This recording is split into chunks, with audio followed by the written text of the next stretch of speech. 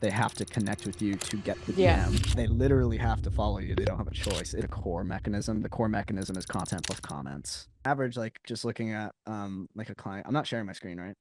No. All right, don't lie. On average, our clients grow like on LinkedIn, just looking at it, like anywhere from like 1 to 500 followers a month. It's like super chill. Mm. What I always tell clients, I have like a couple anomalies, of course, but what I always tell clients is like X, you can get like super meteoric growth with us, and LinkedIn is like almost guaranteed consistent growth. Like I've never had someone not grow. Like LinkedIn is Mm. it's pretty guaranteed. It's like a layup for growth. So if I was gonna sell the service, it's very easy to fulfill on compared to like X, where X you can just get zero. Yeah. But 100%. yeah, yeah. Baris, do you have a question? Yes.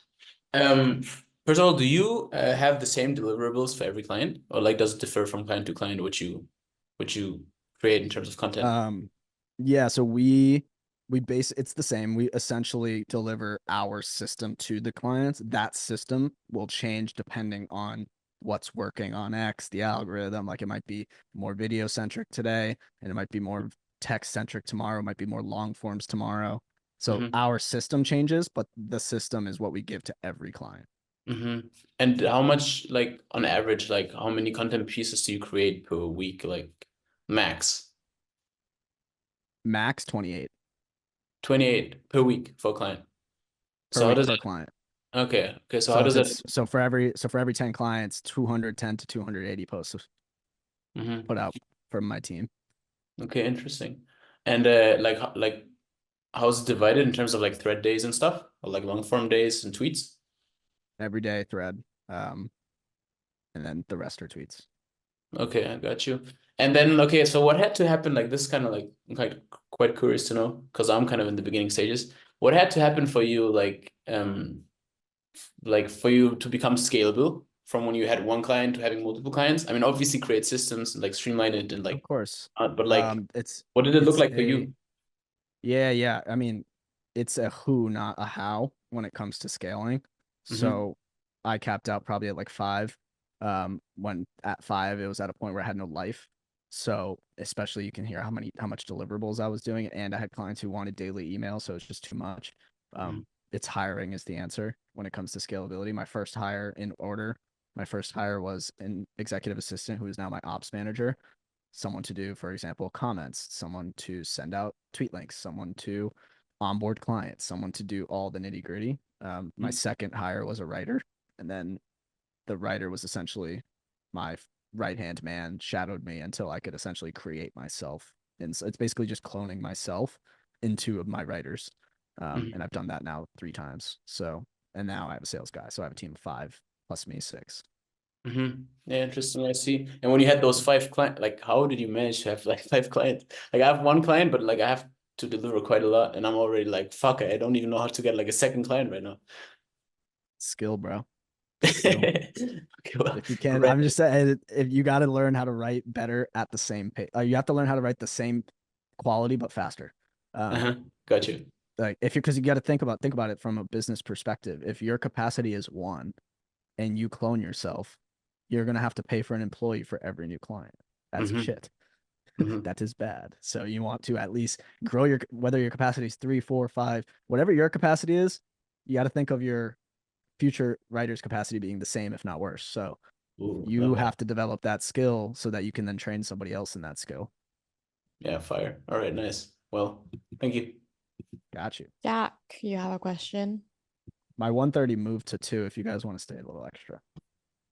Nice. Perfect. It's Thank like you very much, fuck. Marcus. I love the presentation, by the way. Just had a question on what's your process for writing for clients, in particular the expertise content. So how do you get that out of the clients, or how do you write that? So I have an in-depth onboarding process that includes a full interview for their personal story. So that's going to be the personal stuff. And then additionally for all of their IP related stuff for expertise. And then additionally, I ask for access to everything they've can share internally. That'll give us kind of like a huge amount of resources. And then lastly, is there existing video content if there is any existing tweet stuff like that. So we basically take all of that, the new interviews and stuff, the existing stuff, the internal stuff, and we kind of put it into a box. And it's our now job to digest that and become kind of like an in-house writer for them and just learn all of it. And yeah. So you have 3 interviews back to back, basically, where you sort of get all the content. I could just have them record a Loom. I'd still do some interviews, especially some clients who are worse or better in like interview format, but you could just make them record a Loom and just give them a questionnaire, give them a Google form. I do all of those things. Okay, then you send them a list of questions to send back. Some of them Perfect. will, if they give you resistance, they're like, oh, can we do this in a call? And you're just like, sure. I'm like, what am I gonna do? No, fuck you. Of Fair enough, man. Good stuff. Thank you very much. course. All right. Anyone else got any questions? I'd honestly ask Marcos more questions because he is the GOAT when it comes to growth. So yeah. Okay, wait, I have a question. Do you do reporting for your clients? Like, do you report back like on analytics, etc., every month, every week? What do you do? We report every week on analytics, Okay. followers, views, Yeah. etc. So like through email, Slack, Telegram. Slack, yeah. Nice. Okay. And we also And weekly design everything, all of the Twitter content into a carousel through Canva that they can then repurpose onto other platforms. Why, you want to be okay. a client? And yes, please. Okay. And then what if like for some reason everything's red, like no growth, no followers, no leads? Sad days. In terms of like the reporting or just in general? Yeah, like in reporting. So if you're like committing Yeah. to a weekly reporting, you have to be like, ugh. Yeah. I mean, clients, what I found is from a retention perspective is that clients just want an explanation. Like if I report shit and to be fair, clients who've been with us for, a year, they're not going to be hung up on a 1 week of results, right? They know that in the grand scheme, they're going to grow. But new clients, for example, first 2 weeks, only got like 10 followers, something like that. They're going to probably ask questions. And they just expect that you have some sort of expert answer. So what I'll usually say is, yeah, those threads didn't hit or this content didn't hit. We're looking to shift to maybe this angle or this angle, stuff like that. And then typically they'll get into a bit of more collaborative state instead of a desperation state, and they'll maybe give an idea or think that's a good idea or like, what's your new angle? And I'll give it to them and stuff like that. So it's more like having an answer. Don't just be like, oh, the algorithm. Like you're gonna get fired. Yeah, no, 100%. I like that. Yeah. I hate when people go like, oh, it's because of the algorithm. Like the algorithm is It's not never the like it's it's always never the changing. It's never the algorithm. yeah. Yeah. I I could go on agree. forever, but like my thoughts on the algorithm is that the algorithm has to show somebody's content, right? It Yeah. has to. Nobody's Yeah. logging in. There's nothing there. You logging in, it's a black screen. Okay, now it's the algorithm. But if you're logging in and there's content, somebody won that day on the algorithm. And it I just think wasn't you because you suck. yeah, the algorithm thing excuse only works once. After you use it once, you can't really use it again. Right. And they're like, oh, well, paid engagement. Well, you think everything you saw in the algorithm was paid? Now everybody's paying? Everybody all of a Mm. sudden is rich? Like, no, again, you suck. So just get better. Yeah. Yeah. I agree. I could go on Well, forever. no, same. Like I will go on a rant with you about this. Amazing. Okay, so what do you prefer for now then? Twitter is always going to be your thing, not LinkedIn. So when people say LinkedIn is it the new thing, you disagree? I mean, now that I offer it, I'm like, true bestie, let's sign. Like LinkedIn's great. LinkedIn, like I said, like I've never had a client not grow. It's Yeah.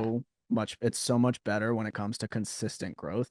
If I post, I grow. Even if I don't post, I grow. It's weird. I know. You just It's grow. crazy. I know. It's like I'm a seeing growth. it. The growth on LinkedIn is so easy and consistent. The amount that you grow is more skill related, but again, Twitter to me is more meteoric and profitable. You also just like get more influence, like who has who has more Fact. influence in the real world, a LinkedIn influencer or a Twitter influencer. I'd say a Twitter because Twitter's like kind of like where all the news goes. Like nobody's going to LinkedIn for news. So I like Twitter better. I'm also biased. I've been on Twitter for 13 years, so I'm a Twitter maxi. But I 100% love LinkedIn and I plan on offering it for the foreseeable future. Thanks to you.